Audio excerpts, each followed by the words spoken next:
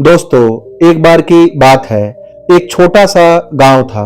गांव बहुत ही शांत और सुंदर था, जहां लोग अपनी साधारण जीवन में खुश थे। गांव के बीचों बीच एक प्राचीन पीपल का पेड़ था, जिसके नीचे एक गुरु रहते थे। गांव के लोग उनसे जीवन के महत्वपूर्ण प्रश्न पूछते थे। एक दिन गांव का एक युवक सोहन गुरु के पास आया और बोला, गुरुजी, मैं बहुत परेशान हूँ। मैं हर समय चिंतित रहता हूँ, भविष्य के बारे में, अतीत के बारे में, हर छोटी बड़ी बात के बारे में। मेरा दिमाग कभी शांत नहीं रहता। मैं जानना चाहता हूँ कि इस आदत को कैसे बंद किया जाए। गुरु मुस्कुराए और बोले, सोहन, तुम्हारा प्रश्न बहुत महत्वपूर्ण है। यह केवल तुम्हारा ही प्रश्न नहीं है, यह बहुत सारे लोगों का प्रश्न है। इस आदत से केवल तुम ही परेशान नहीं हो, ऐसे बहुत से लोग हैं जिनके जीवन में भी यह समस्या है। वे हमेशा चिंतित रहते हैं, अपने अतीत को लेकर और अपने भविष्य को लेकर। विशिष्टता एक स्वाभाविक प्रक्रिया है, लेकिन जब यह नियंत्रण से बाहर हो जाता है तो यह दुख का कारण बन जाता है।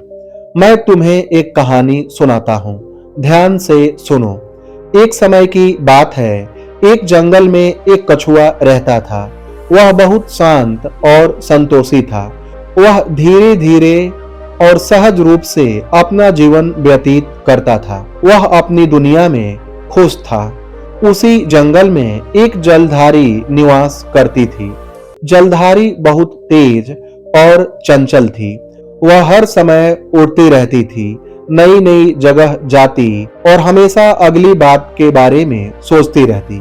एक दिन जलधारी ने कछुए को धीरे धीरे चलते हुए देखा। उसे कछुए पर दया आई। उसने कछुए से कहा, तुम इतने धीरे धीरे क्यों हो? मुझे देखो, एक जगह से दूसरी जगह जाने में कुछ ही समय लगता है। कछुए ने कहा, मुझे कहीं जाने की जल्दी नहीं है। मैं वर्तमान में जीता हूँ और मेरे लिए यही सबसे महत्वपूर्ण है। जलधारी को कछुए की बात समझ नहीं आई। वह लगातार सोचती रहती कि वह और कितनी तेजी से उड़े और किस नई जगह पर जाए। यह सोच विचार उसे कभी शांत नहीं रहने देता। एक दिन जलधारी बहुत दूर उड़ गई और एक तूफान में फंस गई। बारिश और तेज हवा के कारण वह उड़ान में डूबी हुई थी। उसने एक पेड़ की शाखा को तोड़ने की कोशिश की, लेकिन वह ढह गया और जमीन पर गिर गया। उसे चोट लग गई और वह उड़ने में अशक्त हो गई। कछुए ने जब जलधारी को देखा तो वह दौड़कर उसके पास आया। वह जितनी तेजी से आ सकता था, जलधारी के पास आया। उसने जलधारी को अपनी पीठ पर रखा और उसे सुरक्षित स्थान पर ले गया। कछुए ने धीरे धीरे जलधारी की चोट का इलाज और उसकी देखभाल की। जलधारी को तब समझ आया कि कछुए ने इतना शांत जीवन क्यों जिया। कछुए ने उसे वर्तमान में जीने की महत्वपूर्ण शिक्षा दी। कछुए ने जलधारी से कहा कि शांत मन से जीना ही सच्चा सुख है। जलधारी ने धीरे धीरे कछुए की तरह वर्तमान में जीना सीखना शुरू किया और वह हर पल का आनंद लेना शुरू कर दी। गुरु ने अपनी कहानी समाप्त की और फिर सोहन से कहा, वर्तमान में जीना कठिन नहीं है, यह एक सतत प्रयास है। मैं तुम्हें कुछ तरीका बताता हूँ, जिसका अभ्यास करके तुम अपने मन को शांत कर सकते हो और वर्तमान में रह सकते हो। पहला, अपने सांस पर ध्यान देना। सबसे पहले अपनी सांस पर ध्यान देना सीखो। जब तुम सांस लेते हो और सांस छोड़ते हो तो बस उस पर ध्यान दो। अंदर जाती सांस और बाहर आती सांस पर ध्यान दो। यह एक कठिन प्रक्रिया है, पर इसका अभ्यास करो। फिर गुरु ने सोहन को आरामदायक स्थिति में बैठने के लिए कहा।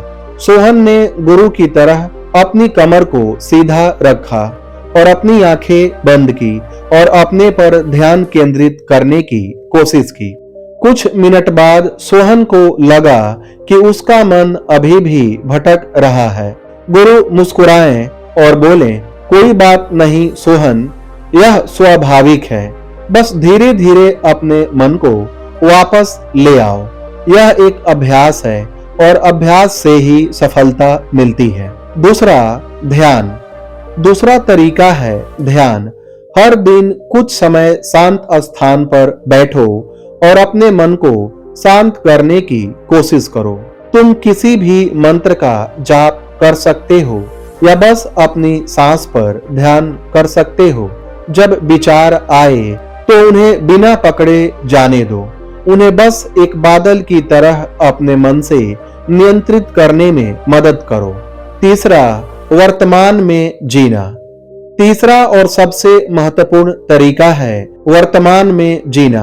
अतीत के बारे में विचार या भविष्य की चिंता करने के बजाय वर्तमान में जीना सीखो। तुम जो भी कर रहे हो उस पर पूरा ध्यान दो।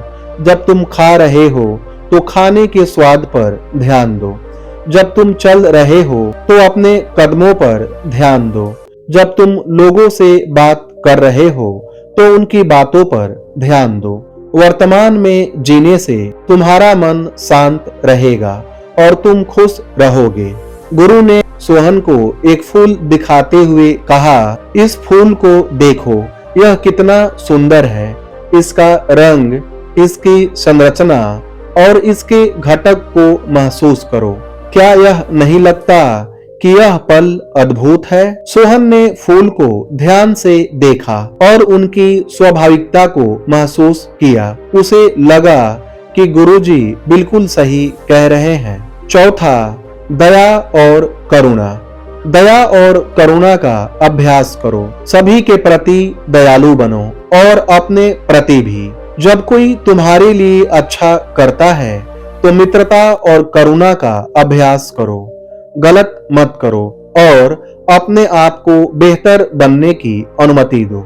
गुरु ने पुनः सोहन को कहा कि मित्रता और करुणा की मदद से मन शांत होता है और खुद के प्रति दयालुता भी कायम रहती है। उन्होंने फिर कहा कि जब हम खुद को स्वीकार करते हैं तो हम ज्यादा सोचते नहीं हैं, बल्कि अपने वास्तविक स्वरूप में जीते हैं। और फिर गुरु ने कहा कि यह एक सतत प्रक्रिया है। इसमें समय और धैर्य की आवश्यकता होगी, लेकिन तुम अगर नियमित रूप से अभ्यास करोगे तो अपने मन को शांत करने में सफल होगे।